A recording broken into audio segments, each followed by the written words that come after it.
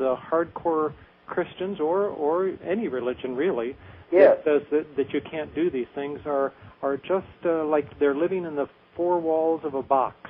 Yeah. And they don't know that there's a wonderful world beyond those four walls where you can be freer and do so many more things. Because we all have psychic abilities, but all we have to do is explore them and use them. Exactly. And, you know, at one of the ends of the Gospel I think it was the end of the Gospel of John, they said, there are so many other things which Jesus did, were every one of them written, I suppose the world itself could not contain the books that would be written. So I think that's exhorting us to go out and do exactly what you're doing. Go out and explore the ways that are also open to us. But I don't know, why do you think that people... Why do you think they get hung up on fear so much? Well, I think a lot of it is the church because they do try to instill fear. And they're always still bringing up the devil and those, kind of things to make people think they're going to go to hell if they don't do exactly what they're told. Boy, that eternal damnation and fire will just scare the heck out of people, won't it? Yeah, because we know that they do have the abilities to do this. Right. But you did say a lot of these times when you were going and exploring metaphysics and, sitting in on these things, you said a lot of times you didn't wear your collar because you didn't want attention.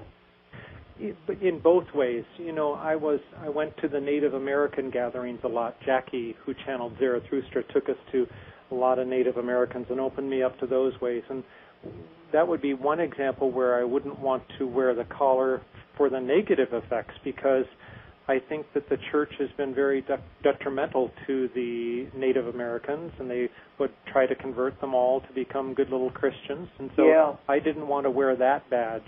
But also, you just don't want to be holier than thou, and I wasn't trying to impress anybody there, whereas Adele was trying to impress everybody that a Catholic priest believed in her stuff. The Native Americans could care less what a Catholic priest believed in. But I think eventually when I told them, and I was able to share experiences through them, such as getting my power animals, getting my power guides, and getting some messages that they validated, it was a good mix for both of us, where we could not have to put on any airs at all or put on any collars, so to speak. Let me see, you did say, wasn't your parish down in San Diego? Right.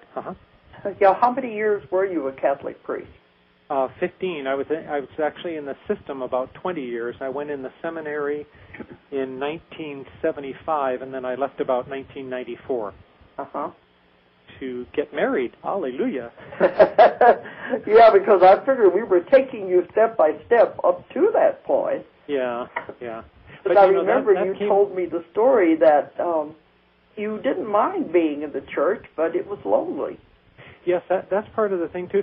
I loved being in the church and making people smile and making, to a good sense, making them cry and making them feel like they're loved and a part of everything. And nothing made me happier when somebody was in the confessional and they would be crying tears of joy to hear somebody say, hey, that's okay, you're human, you make mistakes and God loves you. We just move on. And, it's like the probably misquoted Mary Magdalene story. Well, go and sin no more. At least try and start here and make a new life, a new path and everything. And those moments were really, really joyful for me.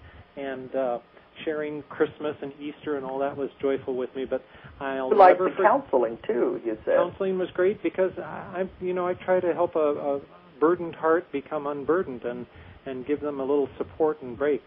But I remember you told me the problem was, how do you counsel families if you don't have a family? That made it difficult. Yeah, and I still don't have any kids, and I just bless people that have children because it is a whole different world. And, now Colleen and I have no children, and we can relate a little bit to our nieces and nephews who have families and kids that they're raising, but really it's a whole different world. And we're married, but to be a celibate priest where they live in the rectory with no interaction and relationship, it's very difficult to sit there and counsel and say, well, maybe you should do this with your wife or this with your husband, because none of us had training in the seminary. We took a I think it was a 6-week course, which was once or twice a week, on pastoral counseling, and it covered so many subjects that there wasn't any time to really learn anything about counseling. So, a lot of the guys I think nowadays are getting their masters in counseling, but still, they can't really relate. No. But tell the story of, I could say it, but I think it comes better from you, because I remember what you told me, that you were lonely, and when you decided that you wanted to have someone in your life. Well, do you remember how you told me you said it, how it happened?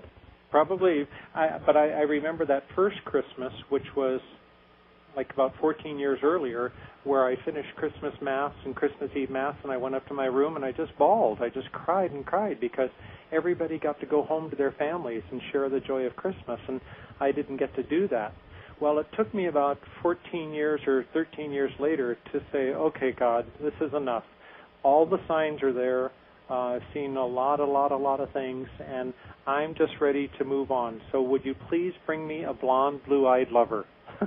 I remember you saying, I want someone in my life, and while you're at it, God, can you make her blonde and blue-eyed? Exactly. And, that was in, I don't know, it was maybe in May or June or something like that, and that's when I met Colleen in October. Yeah, they deliver quickly, don't they? Very quick. Well, I want things quicker than that, but that was very quick. That was much quicker.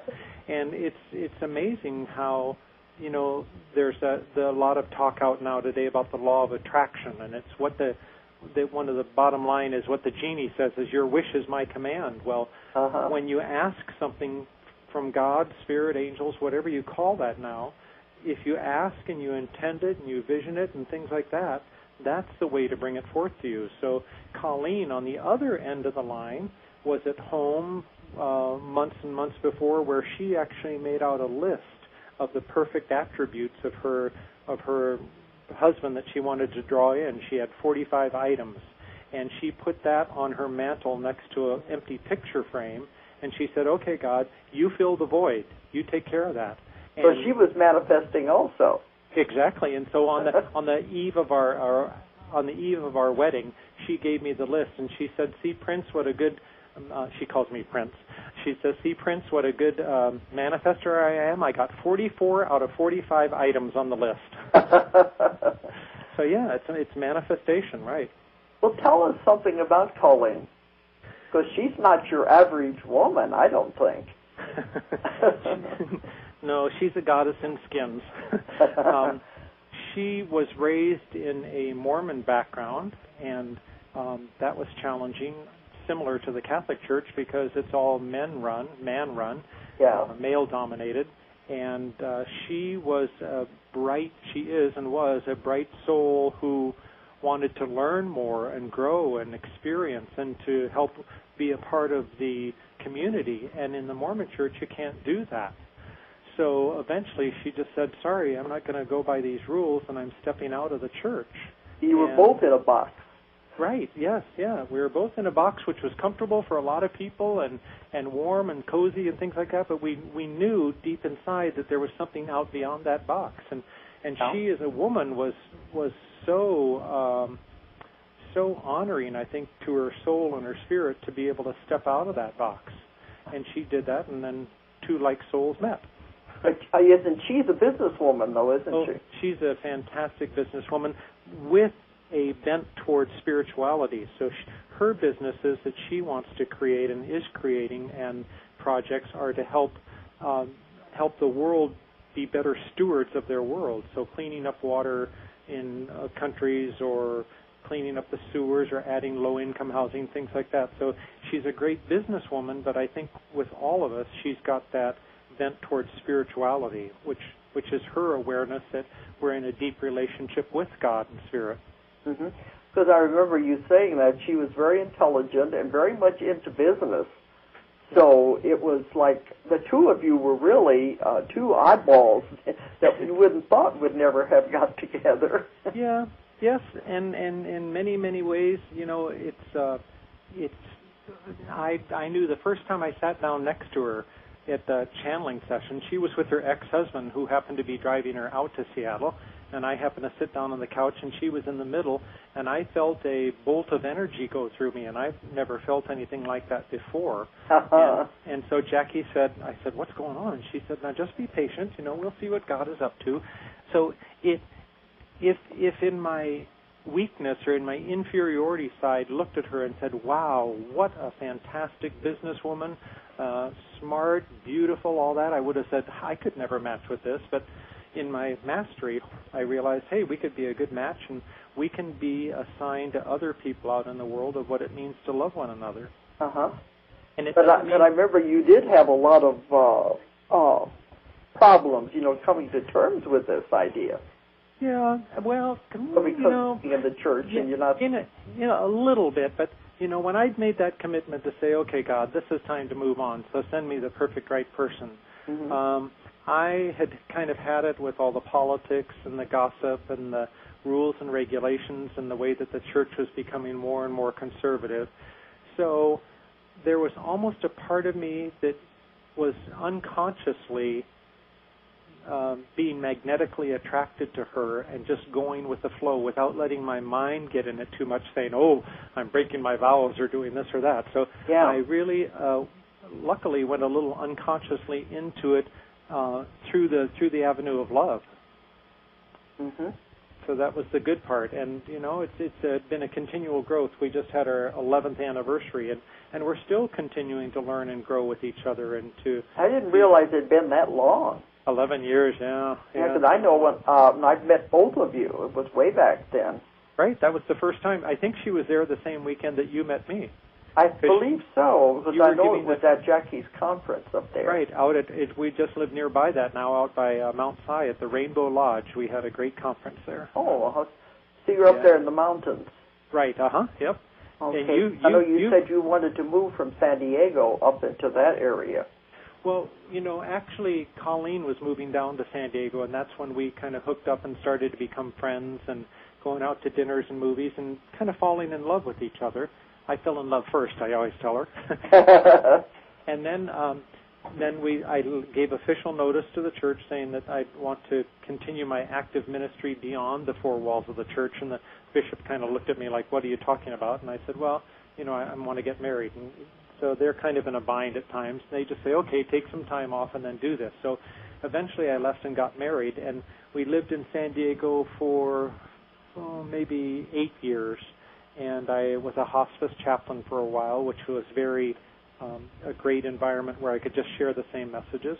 Yeah. But eventually the energies in San Diego and Southern California, they're really getting dense and busy and crowded, and so we decided to take some time off for a year, and we moved up to Central Washington. And I know every time I go out in the L.A. area, the energy there is very heavy, very dense.